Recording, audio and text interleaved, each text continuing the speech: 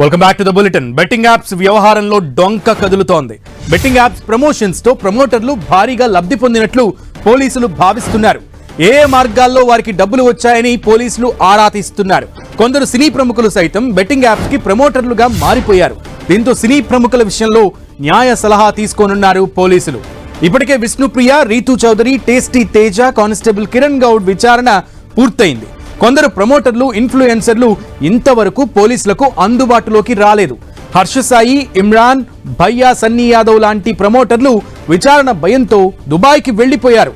మరోవైపు శ్యామలను arrest చేయొద్దన్న high court సోమవారం పోలీసుల విచారణకు హాజరు కావాలని ఆమెను ఆదేశించింది.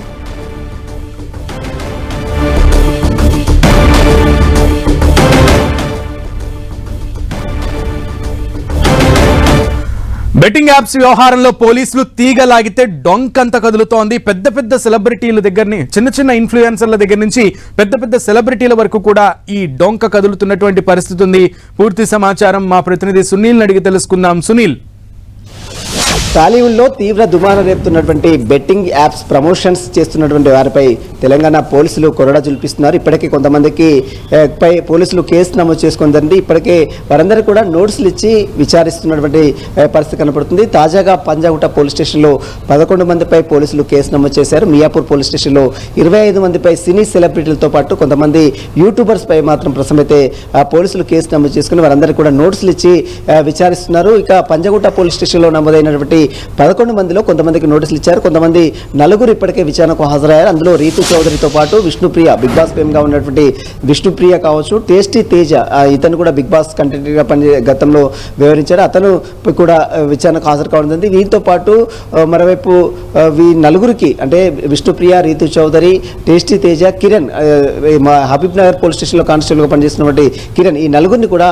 ఇప్పటికే పంజాగుట్ట పోలీసులు సుదీర్ఘంగా విచారించి వారి యొక్క స్టేట్మెంట్ కూడా నమోదు చేసుకున్నారు. అయితే ఈ యొక్క బెట్టింగ్ యాప్స్ ప్రమోషన్ చేస్తున్నటువంటి నేపథ్యంలో వారందరూ కూడా భారీగా నగదు ముట్టినట్లు కూడా పోలీసుల ప్రాథమిక విచారణ వెల్లడైంది. ఇక ఇప్పటికే నోటీసులు అందుకున్నటువంటి వారిలో కొంతమంది కోర్టులను సైతం, న్యాయస్థానాలను సైతం ఆశ్రయించారు. ఇందులో వైసీపీ నాయకురాలుగా ఉన్నటువంటి శ్యామలకు కూడా, సినీ ఆర్టిస్టు, ఆమె గతంలో అనేక ఈవెంట్స్ కూడా కండక్ట్ చేసింది కాబట్టి ఆమె కూడా బెట్టింగ్ యాప్స్ ప్రమోషన్ చేసింది అంటూ కూడా పోలీసులు ఆమెపై కూడా కేసు నమోదు చేసుకుంటుంది. ఇక పంజాగుట్ట పోలీసులు ఇచ్చిన నోటీసులు సవాల్ చేస్తూ శ్యామల హైకోర్టుని ఆశ్రయించింది.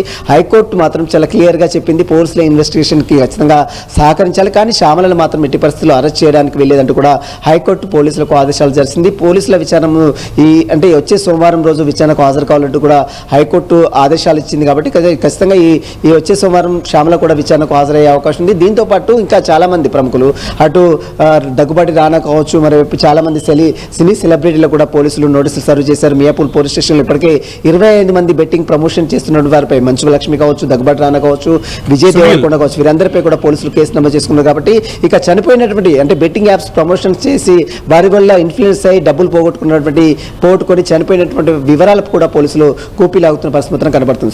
సునీల్, అయితే అనన్య నాగళ్ళ లాంటి సినీ ప్రముఖులు, సినీ హీరోయిన్ ఆవిడ లాంటి వారు తమ స్టేటస్లో మెట్రో రైల్ మీద ఉన్నటువంటి ఈ యాడ్లను పెడుతూ మెట్రో లైన్ లాంటి వాటి మీదే బెట్టింగ్ యాప్స్ ప్రమోషన్స్ ఉంటే మాకు ఎలా తెలుస్తుంది అంటూ కూడా ఆమె ఒక కామెంట్ చేసింది. సో ఇలాంటి రిప్లైస్ కూడా వస్తున్నాయి. దానికి పోలీసులు ఏం చెప్తున్నారు?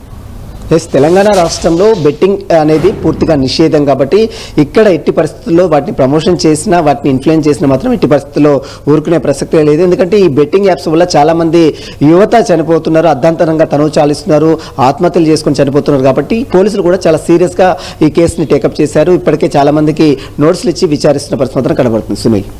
ఓకే సునీల్.